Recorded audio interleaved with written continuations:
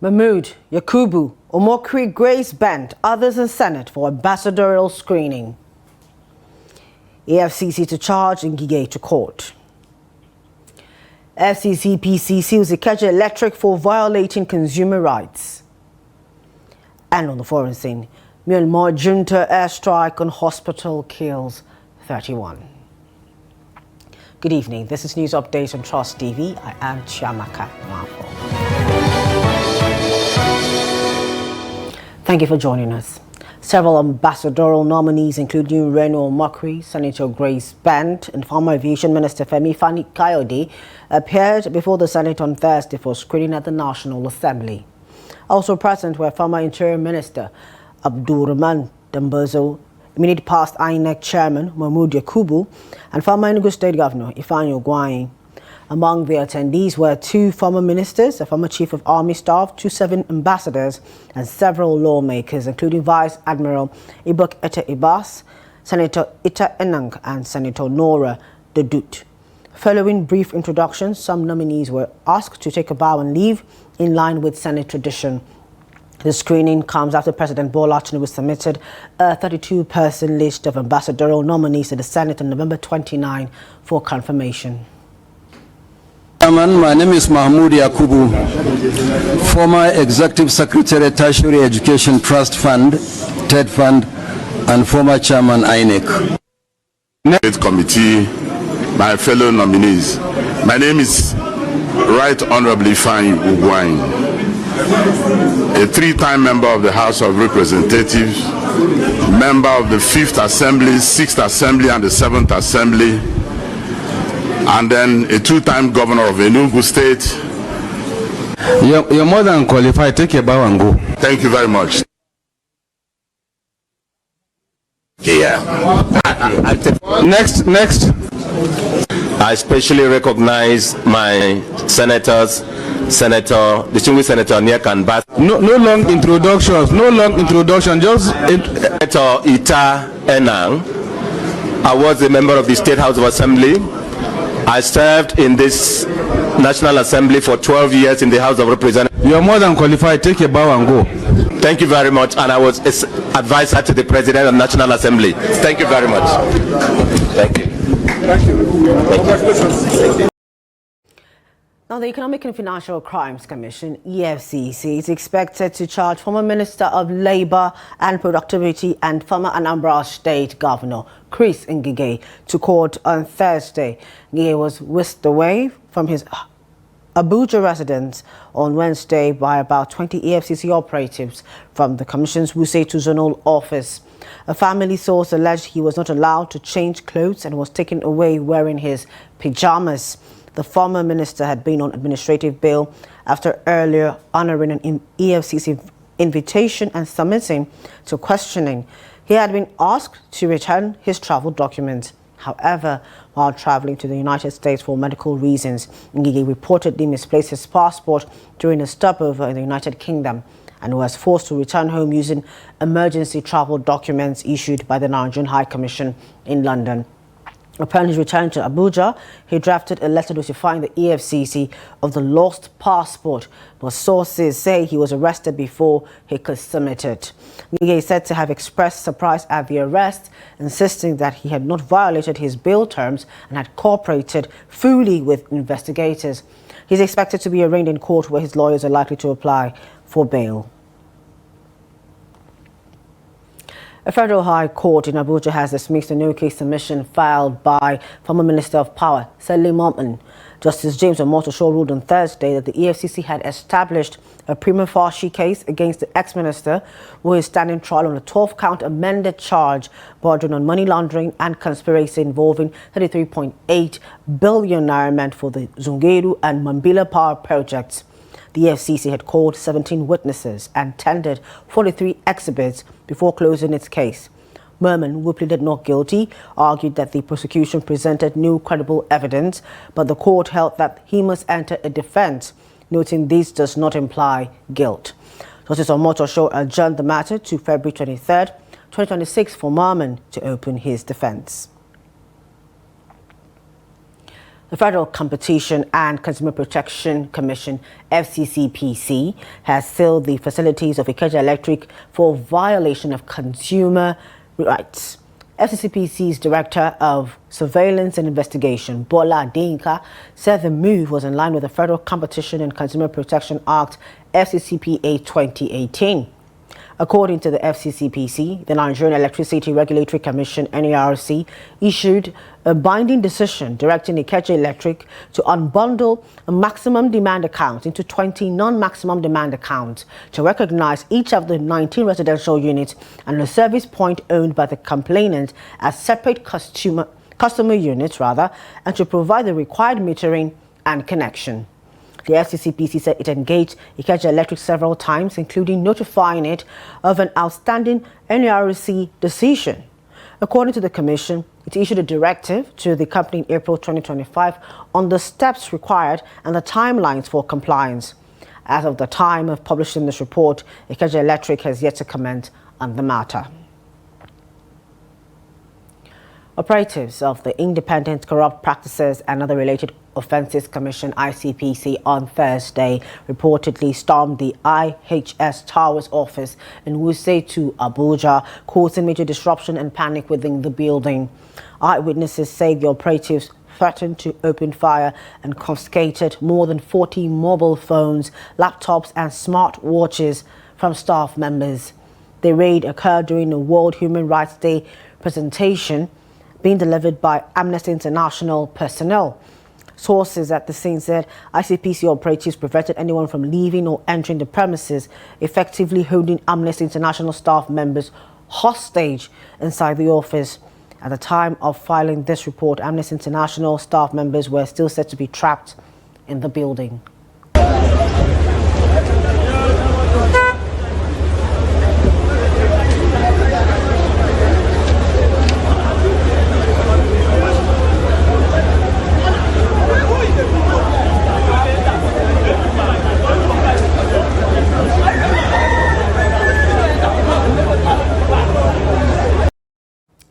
The Lamrude crisis in Adamawa State has again raised concern about recurring communal violence in the area. The latest clash left residents displaced, property destroyed, and tension high across the local government. After a security meeting with all service heads and the paramount ruler of the Bachama chiefdom, the Deputy Governor, Professor Kaleptua Farota, said the state had opened a full investigation to understand what keeps fueling these repeated outbreaks. She said the government is worried that the violence keeps returning despite earlier interventions and asked the affected groups to step back from retaliation and prioritize peace. Security agencies are maintaining presence in the area and continue to track developments. The 24-hour curfew on Lamrude remains in force as part of efforts to stop further escalation. As at today, there's calmness in Lamrude local government. People are going about their businesses even though there's a curfew. And the curfew is still ongoing to ensure that peace is restored. And to let our people know that the task force that is made up of all security agencies are still on ground in Lamrude. No single agency has been withdrawn from Lamrude local government. So all the security agencies with their different uniforms and different names that make up the task force are fully on ground in Lamrude local government. And a lot of reinforcement has been done to ensure that the entire ground is dominated. This is to ensure that our people go about their normal businesses, that our people are protected, that our people are preserved, so that we can continue to live as one big family. Gunmen reportedly attacked herders on Wednesday evening in Plateau State, rustling a total of 168 cattle across Barikin-Ladi and Jos East local government areas. Ibrahim Yusuf Babayu, state chairman of the 80 Allah Cattle Breeders Association of Nigeria, confirmed that 137 cattle were taken in Nding community, Barikin-Ladi, and 34 in Kukaka, Jos East. though 3 have since returned. Babayo said the herders fled after the gunmen opened fire and called on security agencies, including DSS, Operation Enduring Peace, and the police to track down the attackers. However, the Birom Youth Molders Association have denied that any rustling occurred, describing the claims as false and potentially designed to intimidate the local community. The army, through Lieutenant Colonel Aliyu Denja, Acting Deputy Director of Army Public Relations, 3rd Division, said the incident would be reported to the sector commander and intelligence department for further investigation. No fewer than 8 students of the University of Jos have reportedly died, while 3 others were critically injured in a fatal accident involving a bus and a trailer on Zaria Road, Jos North Local Government Area of Plateau State. The crash occurred around 2 a.m. on Thursday as the students were returning from an event. The bus was carrying 11 students, according to Peter Yakubu Longson, FRC Superintendent and Route Commander for Public Education. Eyewitnesses told the FRC that excessive speed and reckless overtaking by the bus driver caused the accident. Sector Commander Olajide E. Mogaji warned motorists to avoid night trips, excessive speed, dangerous driving, and driving while fatigued or under the influence, noting these factors are major contributors to road fatalities.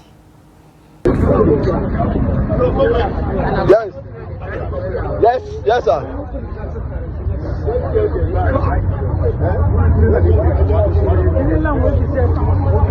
This is actually the bus that the student of the University of Jos got accident last night.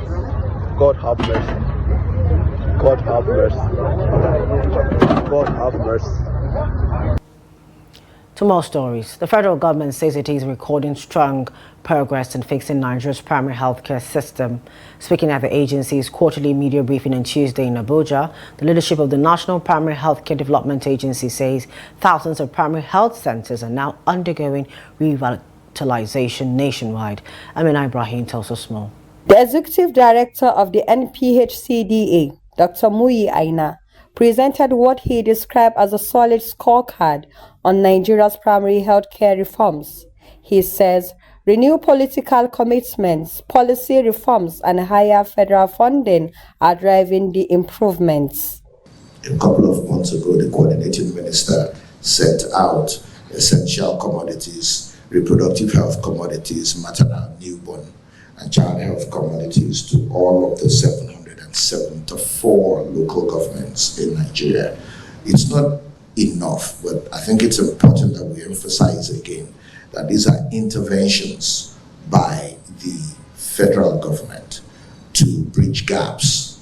You know, the president is trying to push out commodities and in the hopes that when they get to the hands of the Nigerians that need them and you know, that woman, that mother in our communities, then the financial pain of having to pay for some of these things is taken away. Dr. Aina also announced major changes to the Basic Healthcare Provision Fund, the backbone of primary healthcare funding under the new framework.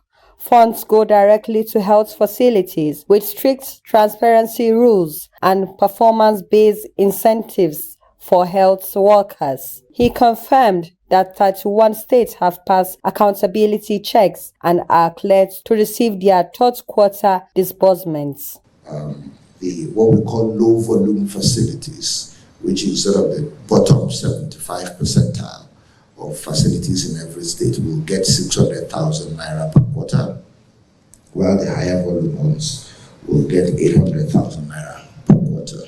On immunization, the agency reports progress from expanded vaccination campaigns and targeted outreach carried out in collaboration with state governments and development partners. About 1,642 or so health facilities that now have solar refrigerators as part of the revitalization, where they can store their own vaccines, and the ability of community health workers to access them is easier. We've also revamped the distribution network. One of the problems that you have that causes outbreaks of disease is when there are stockouts of vaccines, or when there are no or the health workers cannot reach the vaccines where they are. So we've created a new hub in Lagos, we have a hub in Abuja, we have a hub in Kano that is being rebuilt.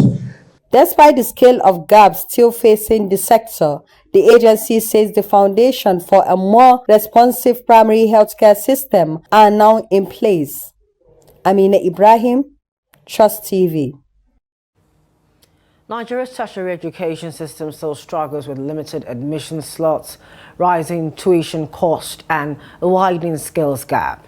The decision by Lincoln University in Nigeria to open an online admission portal in Kumu speaks to these concerns and the push for alternative pathways for students. Hassan Kohli reports. The launch ceremony featured remarks from the Vice President of Lincoln University, Malaysia, Dr. Murtado Alau, who described the institution as a global, well-structured and top-ranked university accredited by the Malaysian Qualifications Agency and recognized by international ranking bodies, including Times Higher Education and QS World University Rankings. Represented by the Vice-Chancellor of Lincoln University, Kumo, at the press briefing, Dr. Alau explained that the decision to establish the institution in Nigeria was informed by national educational gaps.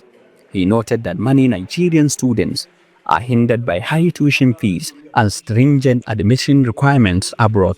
Lincoln University Kumo stands as an accessible, affordable, and high-quality alternative for Nigerian students seeking international standard education locally. It focuses on skills, innovation, community impact, ensures students graduate ready to contribute meaningfully to Nigerian development. He revealed that Lincoln University focuses on industry-driven learning, combining classroom instruction with expert-led lectures, hands-on training, and competency-based assessment aimed at producing graduates who become job creators rather than job seekers. We focus on practical, industry-driven learning through 1. A two-tier curriculum, academic and skill-based. Number 2, a two-tier lecturer system, academic and industry expert. And number 3, practical class, which is PCA, and practical skill, which is PSA. This approach ensures our graduates leave school reading to create job, not to seek for job. Professor Abubakar further highlighted the university's unique governance model, jointly owned by a state government and foreign university, the first of its kind in Nigeria. He reaffirmed that Lincoln University, Nigeria, remains the only institution currently operating the NUC-approved Transnational Education (TNE) model, offering the same certificate awarded in Malaysia. Hassan Kohli, Trust TV News, Gombe. The business in Bitcoin fell below $90,000 on Thursday, renewing signs of market worries as fresh jitters about artificial intelligence profits impacted technology stocks. Other cryptocurrencies also tumbled in value. Bitcoin was last down 2.5% at $90,056.24, while Ether tumbled 4.3% to $3,196.62, erasing the past 2 days of gains and extending weakness that began in the U.S. trading session on Wednesday after the Federal Reserve cut interest rates. U.S. executives flagged higher spending after cloud firm Oracle's profit and revenue outlook missed forecast, a sign AI infrastructure outlays are not turning profits as quickly as investors had hoped. Standard Chartered on Tuesday slashed its expectations that Bitcoin would hit $200,000 by the end of 2025, lowering its forecast to $100,000. Away from Nigeria, a military airstrike in Myanmar has killed more than 30 people at a hospital in Omokri, Rakhine State, where the Bangladesh border. Aid workers say a military jet bumped the general hospital on Wednesday evening, leaving a wing gutted, rubble covering ward beds, and at least 20 bodies visible outside. The strike comes as the junta intensifies attacks ahead of elections set for December 28, despite rebel vows to block voting in territories under their control. Local residents mourn relatives lost in the blast, while the military has yet to comment on the incident. And in sports, Nigeria's Super Falcons have dropped one place in the latest FIFA Women's World Ranking released on Thursday. The team, previously ranked 36, now sits 37 globally. Their inactivity during the last FIFA international window contributed to the slight decline. Despite the sleep, Justin Madugu's side remains Africa's #1 women's team. South Africa, Ghana, Zambia and Morocco complete the continent's top 5. On the global stage, Spain retained the #1 position, followed by the United States, Germany, England and Sweden. That ends news update at this time on Trust TV. For more of our news, programs and documentaries, still want to follow social media platform and our YouTube live stream. I am Chiamaka Nwafo. Thank you for joining us at this time. Good evening.